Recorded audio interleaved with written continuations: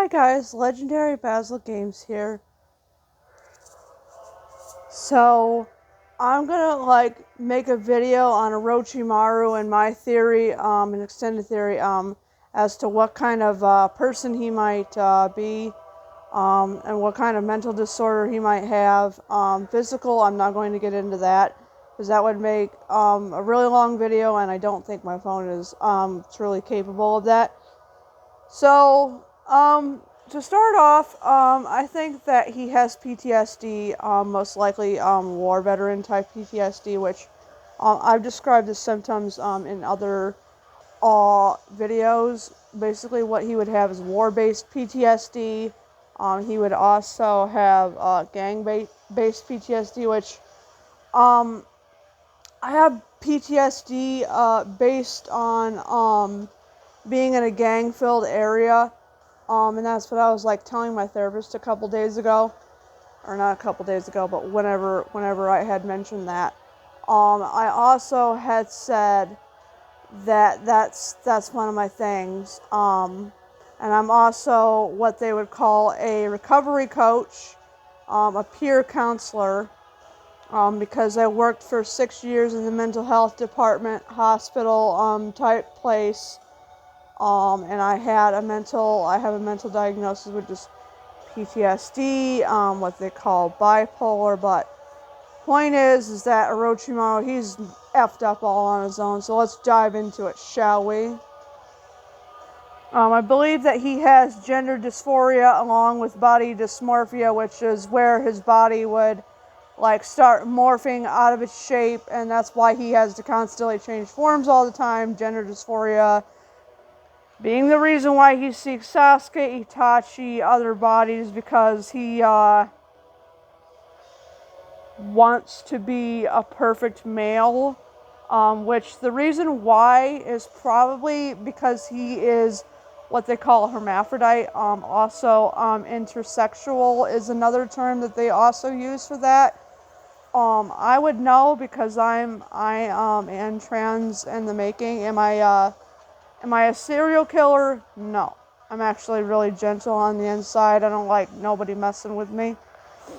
But, he's probably a transgender man in the making, except that he's really messed up and is a mad scientist like some of these weirdo characters are in anime. And this is where you could see the man part of me, on my face. I also have facial hair down here just slightly, which is where the gender dysphoria would be taking place, which is probably where I'll probably have to have some kind of hormone replacement in order to fix that, as well as other loads of health issues that I've got going on, MS. I'm not going to get into my full diagnosis because that's too much disclosure for me to get into in this video. But Orochimaru, we know he's a drug addict. He is probably into drugs like crack, heroin, illicit substances, which I've named them in other videos as to what kind of substances probably in. I don't really know. He's probably into LSD, which is another word for acid. Crack is also known as speed, which he's probably into crack too. As far as we know, we don't really know what kind of drugs he's into, and we don't want to find out, most certainly. We also know that because of the PTSD that he possesses, and Third Hokage saying that he wants good luck and renewal because of the death of his parents and the death of numerous other people, I think he should have the VA services on his butt constantly. Basically forcing him to have mental health services against his own will. And he should be institutionalized. I am not making this up. I'm not kidding, because yeah, some people that are from the VA are pretty messed up people. Some of them have to go through that, unfortunately. It's just the way it goes. But I never had to go through that. but I did have to go, like, get, like, institutionalized, like, a couple times. I didn't have a choice. I do now, because I've overcome all that. I've overcome, like, several types of addictions, one being weed, one being alcohol, one being caffeine, not fully, but I'm still working on that one. Another one being food addiction. That's another one. That would be all of the addictions that I have conquered. Also, Orochimaru most likely is a pedophile, which is absolutely disgusting, and he should be wiped out of existence for that reason alone. The fact that he wants to take people and, do all Ted Bundy stuff on them. I'm just not going to say, get into extensive detail as to what kind of person he probably is, but yeah, he's freaking evil. He is sick. He is effed up in the brain department. I spent all night on this theory. I hope you guys like this theory, as to what kind of character he actually is and what makes him like that. He's probably a malignant narcissist, which, I will tell you from personal experience what a narcissist is. Basically, a narcissist is when they think they're better than everybody else, and they sometimes will get violent, physically, in other ways. Not going to name all the ways, but you guys can figure out on your own. You can do research as to what a narcissist is, and malignant narcissism is what my father of origin had, which gave me a lot of PTSD. He eventually became a antisocial, which, thank the Lord, I am not an antisocial, because that would just be too much to deal with. But basically, Orochimaru is basically an antisocial, waiting to happen. I also think that he might be a hidden Otsutsuki member. As crazy as it sounds, I thought this one, the first time I heard about Pain and the ghetto statue and that, I thought that he might be an alien because he's so freaking weird and crazy in general. White translucent skin and obsession with the moon and obsession with new things, new bodies, etc. Trying to find his heritage and all of that. Trying to find who his parents are. Which, this is another, like, little miniature theory in there that his parents actually, like, might have transcended humanity a long time ago. Maybe they're probably, for all we know, Otsutsuki members themselves. And that's the reason why Orochimaru is so effed up in the brain department, is literally because he's not even human. He is literally an alien deity. He's like cream of the elite. He basically will annihilate anyone that stands in his way. He will annihilate Naruto, probably Sasuke if he got the chance. Although he desires his body, which, this plays into the part of me thinking that he might actually be a,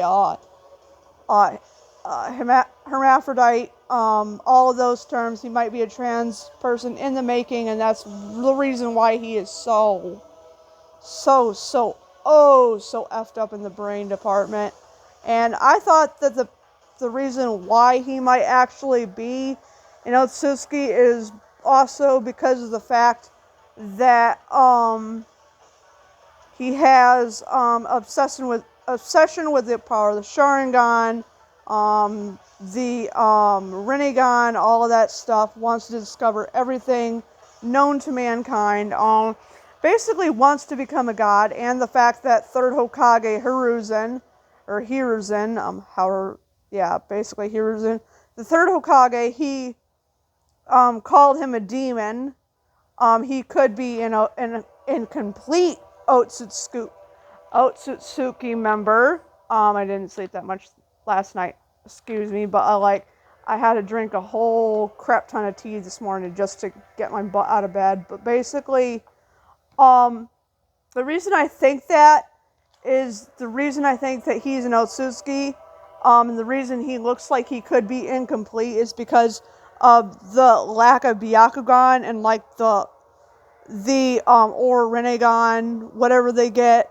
Basically the lack of like gray hair, but they probably could acquire gray hair, let's just be honest, when they're old and frail and everything. That's probably the reason why he is starting to, like, have all these issues, because let's just face it, the dude is old as crap. Like, literally, he is almost 90 freaking years old. He is probably almost 100 at this point. He is old as dirt. He's probably sitting in some kind of trailer park just waiting there to get out and have his little chance and, like, have a little fun and down at the bar somewhere and get a little crazy and, like, nope, too many bad memories there. But, like, 10, basically this is the other part of the theory. He also probably has AIDS and HIV virus, probably other viruses too. For all we probably know, he probably has shingles, probably has tuberculosis. He probably has freaking whatever other lung diseases there are. Basically, he's probably got, like, lung cancer for all we know from doing all the drugs that he did in his life. But serves him right. Serves him right for doing what he did. Serves him right for getting wiped out by freaking Sasuke, and then they had to bring him back, and I'm like, why did you need Orochimaru? You didn't need him. You could have just taken his research and, like, given it over to the Leaf, or given over to whoever is a natural successor of Orochimaru and all of his research, and then, or just given it to, like, Naruto and Shikamaru, all that, because let's just face it, Tsunade Senju, she could have probably used that stuff, and after that stuff, like, Orochimaru could have stayed dead for all I care. And the fact that his, like, Orochimaru's research, as far as, like, what he was researching, we don't really know for sure. Try to become immortal, all of that stuff. I think that's more of, like, he wants to become immortal because deep down he's a wounded little boy. Deep down he is a really hurt individual. He's got some real bad war PTSD. He's probably wants to be immortal because he never wants to die, and yeah. But the thing that I don't really truly get is why the heck does he want to be immortal? I mean, like, doesn't that seem like it would prolong his suffering? Like, you think that it would, right? If he's gonna die naturally anyway, especially since he was attacked by the third Hokage and God knows who else. What happens if he loses that immortality? Like, if the jutsu undoes itself? Like, it doesn't make sense. It doesn't make sense. I always thought that immortality as a concept in manga or, like, books entirely was just highly overrated to the highest extent. Personally, I don't like the concept of immortality because it makes you so you're immortal and you live forever in pain, whatever condition you might have, mentally, physically, you're going to feel that for forever, and you're never going to get out of that pain, because with immortality, that means that you can never die, and forever will be in agony of, God only knows the kind of agony that you'll be in. And ultimately, as far as I read it in another manga, like Vampire Knight, this is just like a glimpse into what immortality actually does. It wears down your mind. If it does not wear down your body, then it's going to wear down your mind and your consciousness, and you're probably gonna want to delete yourself out of existence, for a better phrase or whatever. But, like, I think that's the reason why Orochimaru is as effed up as he is, because he needs some serious freaking therapy. Like, he doesn't even need just, like one form. He probably needs every form of therapy in existence. He needs, probably, for all we know, he probably needs some body stuff, transplants and everything from all the drugs he's done in his life. It's like, what more could you want? It's like, he's so obsessed with immortality. He's obsessed with Sasuke. Sasuke is obsessed with the revenge, and it's just like, it's this never-ending cycle of evil and hatred, and they want to go on about this whole thing of hatred. I just think it's more of like he's like a 2-year-old mentally that can't get his way, and if he can't get his way, then, well, he wants to go on a destruction spree. So basically, that's his way of getting back at the world, because he doesn't understand other people, and naturally what Jiraiya was saying is true.